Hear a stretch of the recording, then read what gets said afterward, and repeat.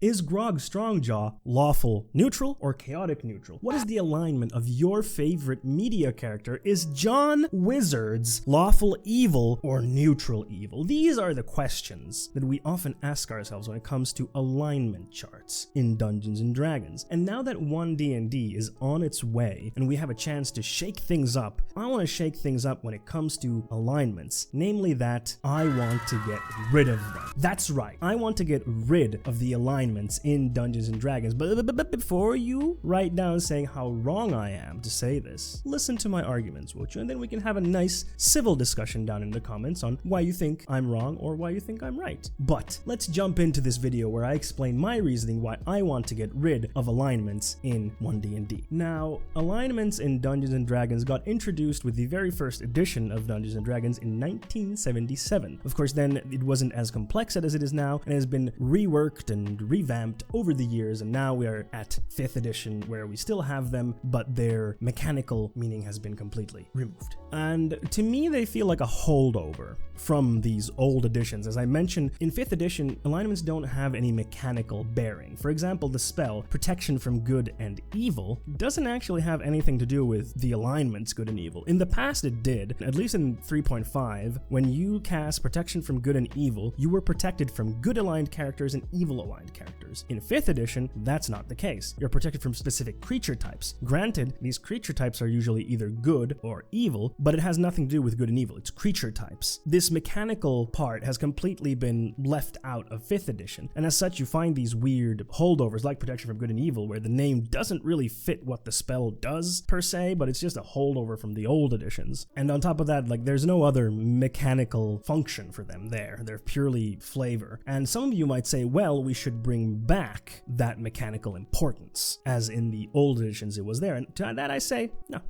no, we shouldn't. Because it creates this very objective idea of what is good and what is evil, where these things are very relative and subjective. You know, one culture might find a specific act to be virtuous and good, while another culture might find the same act to be evil, reprehensible, or don't even care about it really, are neutral on it. If we want to dictate kind of what is good and what is evil, we need to have this kind of objective layer, and usually that layer will have a link to our own world and our morals from here. To me, that feels kind of weird, and it leaves out nuance, because there's so much more nuance to D&D than just like this thing is good and that thing is evil. Of course, there are certain concepts in D&D like demons are inherently bad because they want to just destroy everything, sure. But when it comes to like other nations and cultures, there's so much more nuance to them, and I feel like this type of mechanical good and evil will hinder the game in trying to find these very specific and neat boxes that everything needs to fit into mechanically. So I don't think we should bring back mechanical relevance. So in 5th edition, alignments are more used to build your character. What is your character like? How do they act? What is driving them? But I would argue even there, they're kind of left as a afterthought, or as something that kind of has to be kept along for tradition's sake. Because if we look at the backgrounds, I think it becomes evident. Looking at the criminal background, for example, and looking at the suggested characteristics, in the ideal table, the first one is honor, and it reads as follows: I don't steal from others in the trade, parentheses, lawful. And the second one reads freedom. Chains are meant to be broken, as are those who would forge them, parentheses, chaotic. Now, these are two different types of ideals that you could select for your character. They're just suggestions. If you need help in kind of what type of character am I building, these are some ideas that you can use. But you can already see that the part that describes what that ideal is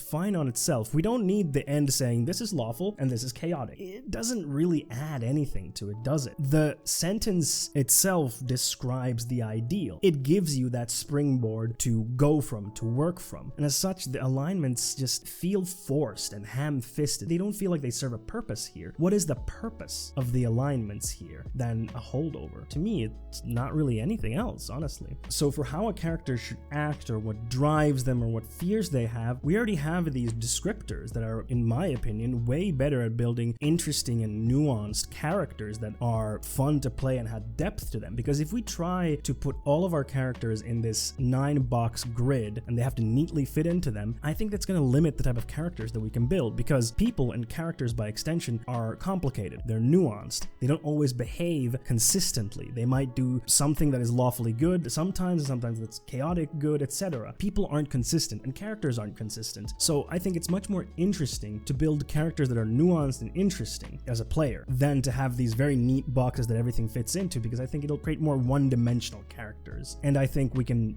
do better than that. Now, some of you might say, well, yes, for player characters, not that necessary, but for enemies, monsters, NPCs, as a DM, I need the alignment chart so that I know how that character acts, how that monster acts, what drives them. To that I say, there are better ways of defining that. We can define in the monster stat block, for example, what is their demeanor and what is their motivation. These will give you those answers. If you have the stat block of a demon and its demeanor is aggressive and its motivation is to destroy everything, there you go. Those are, in my opinion, way better descriptors of how an NPC or a monster should act and what is driving them, rather than this arbitrary 9-box system. I think these will give us as DMs a lot more to work with than, lawful good or chaotic good. And I think in turn, this as a DM will help you build more interesting monsters and NPCs. So to cap this off, I don't think the alignment system really serves a purpose in D&D anymore. It once did, but no longer it does. And therefore, as I have argued in this video, it should be gotten rid of from 1D&D. Or hey, maybe, here's an idea. Make it an optional rule. Leave it in there for the people who really want it, but as an optional rule. How about that? Let me know what you think. Do you think the alignment system serves a purpose? Do you find it useful? Do you think that it should be kept around for 1D&D? Comment below what you think. I would love to hear your thoughts. And hey, I stream every Monday and Wednesday at 6 p.m. Eastern European Standard Time on twitch.tv/funwithfondu. That's twitch.tv/funwithfondu. Link in the description below. If you enjoyed this video, also hit the like and subscribe while you're scrolling down there. I would very much appreciate it. And on the screen right now, you're going to see another video of mine, which I think you should check out because I think it's a pretty cool video. And hey, thank you very much for watching this video, and keep it dice and easy. I'll see you in the next one. Bye-bye.